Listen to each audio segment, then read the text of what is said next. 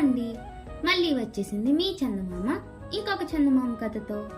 ఈరోజు మనం చెప్పుకునే ఆ చందమామ కథ పేరేంటంటే ఇల్లు పట్టిన భూతం.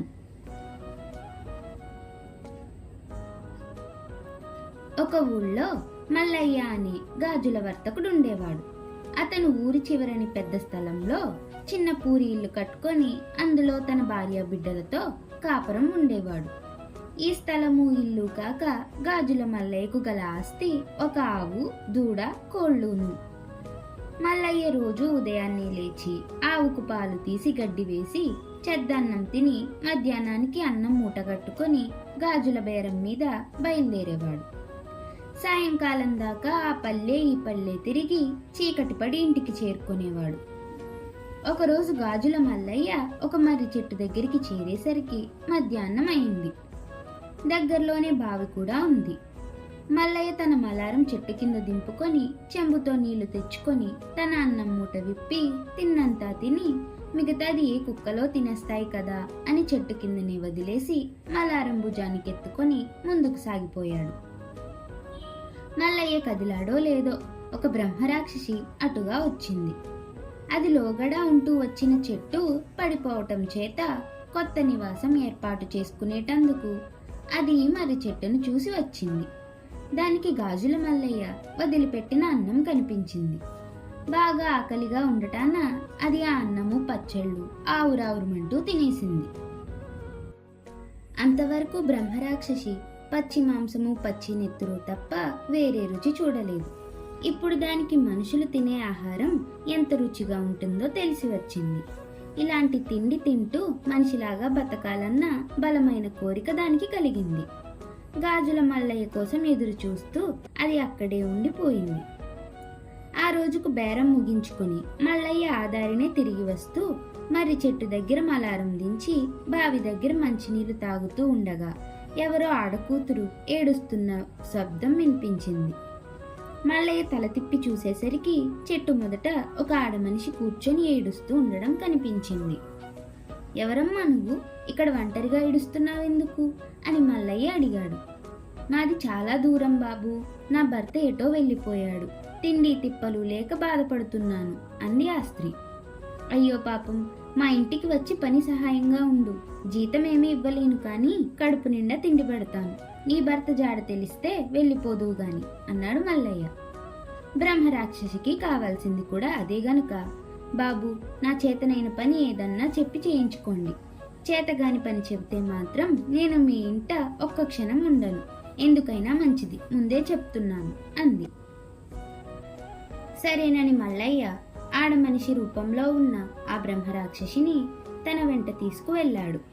అతని భార్య ఆ మనిషి వృత్తాంతమంతా భర్త నుంచి విని నీ పేరేమమ్మా అని అడిగింది.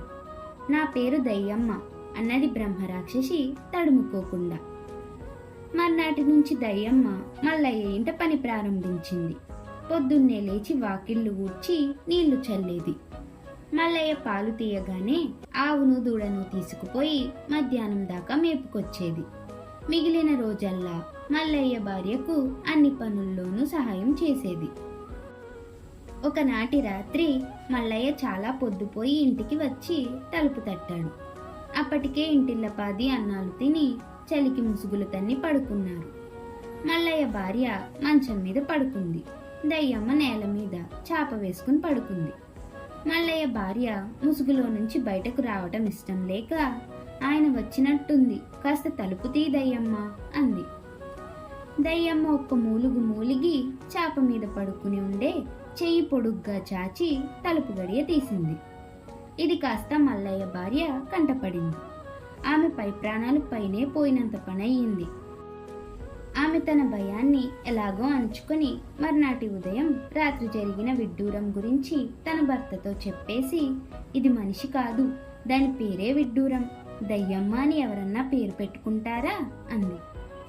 మల్లయ్య తన భార్య మాటలు మొదట నమ్మలేదు కానీ తనకు కూడా లోపల అనుమానంగానే ఉంది. తాను లోపలికి వచ్చేసరికి దయ్యమ్మ చాప మీదే పడుకుని ఉంది. తలుపు గడియ తీసి వెళ్ళి పడుకోవటానికి తగిన వ్యవధి లేదు. దయ్యము మనిషి అయినా కాకపోయినా తన భార్య భయపడుతున్నది కనుక ఆమెను పంపేయాలనే మల్లయ్య నిశ్చయించుకున్నాడు. కానీ అకారణంగా వెళ్ళిపోమంటే మర్యాదగా ఉండదు. చేతకాని పని చెబితే పోతానని దయ్యమ్మ మొదటనే చెప్పింది. అందుచేత ఆమెను పంపటానికి మల్లయ్య ఒక ఎత్తు ఎత్తాడు.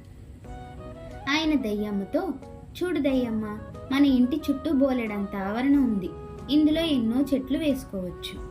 అయితే ముందుగా నిలువెత్తున ప్రహారీ గోడ కట్టాలి. కాస్త ఆ పని చూడు అన్నాడు. దయ్యమ్మ అంత పని తన వల్ల కాదనక సరేనని తానే మట్టి తవ్వి ఇటుకులు చేసి కాల్చి అంటరిగా ఆవరణ చుట్టూ ఎత్తైన ప్రహారీ గోడ కట్టేసింది. ఆ తరువాత ఎక్కడెక్కడి నుంచో పెద్ద పెద్ద చెట్లు తెచ్చి ఆవరణ అంతటా పాతి తోట తయారు చేసింది.